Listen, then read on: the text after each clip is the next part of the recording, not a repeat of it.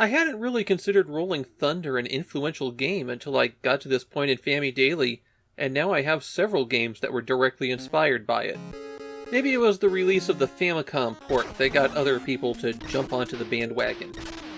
Ningen Heiki Dead Fox, which translates roughly to Human Weapon Dead Fox, has to be the most blatant of the Rolling Thunder knockoffs. It's close enough that if somebody changed the title screen to read Rolling Thunder 2, it would be believable.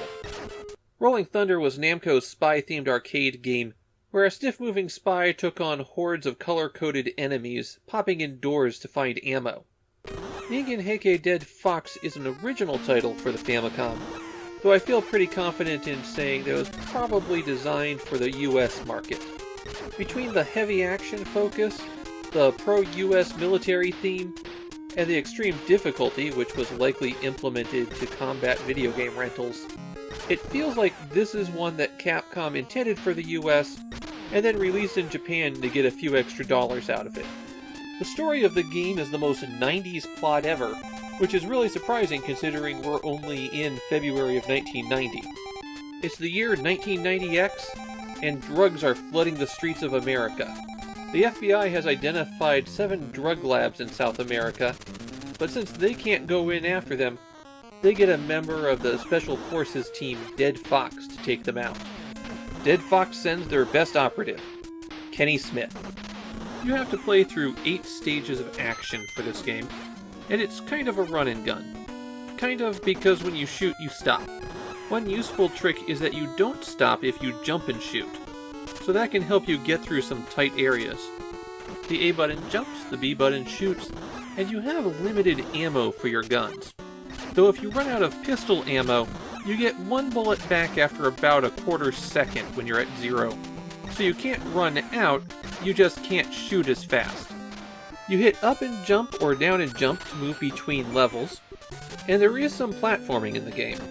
You have to be moving in order to jump forward, so it's really easy to walk off the edge if you try to creep up to it. Fortunately, you have some pretty good air control. It's necessary for landing on some of those tiny platforms. You press up to enter the doors that you find around the stages. A lot of the doors are very hard to spot. I found the ones on this purple background especially difficult to see. As long as you're holding up, you'll stay in the door, and that's important because enemy movements could cause you to get hit as soon as you emerge. So you'll want to hold up until you know it's clear and then let go. You can find ammo for your regular gun or your machine gun behind the doors. The machine gun isn't that much of an upgrade. You can just hold down the fire button to shoot repeatedly, and almost every time that you shoot, you'll get at least 2 bullets out. If you find a heart, then your life bar extends 1 spot, and it's possible that you can find 1-ups. What you really want to find, though, are hostages. Rescuing 13 hostages gets you a continue, and there's typically 4 hostages per stage. One of the hostages has a bomb for you, and you have to have that bomb to exit the stage at the end. What's behind the doors is a little bit randomized. Power-ups are always in the same place, but hostages move around. That includes the bomb guy. Some of the enemies are color-coded for your convenience. The gray and blue guys just run at you, but the blue guys take an extra hit. The pink and white guys will shoot at you. The red guy moves faster. There's more enemies than just those palette swaps, though.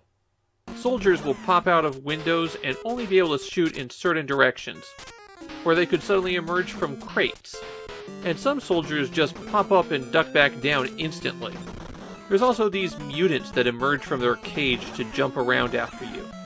These robots that move on tracks and stop to shoot gas every once in a while. Statues that will ram you. And spiked balls that will roll down on top of you. There aren't any bosses until the very end of the game, though. You start with 2 points of life, and touching an enemy will take away 1 point, while getting shot kills you instantly. And that's where the challenge of Ningen Heiki Dead Fox kicks in. Enemies have a bad tendency to fire the moment they appear, and bullets travel fast enough that unless you knew it was coming, you can't dodge it. It took me a long time to figure out how to deal with the soldiers on level 3. As they pop up from behind the boxes, the window that you have to shoot them in also means you get shot. You're locked into animations a lot in this game, whether it's firing or using a door.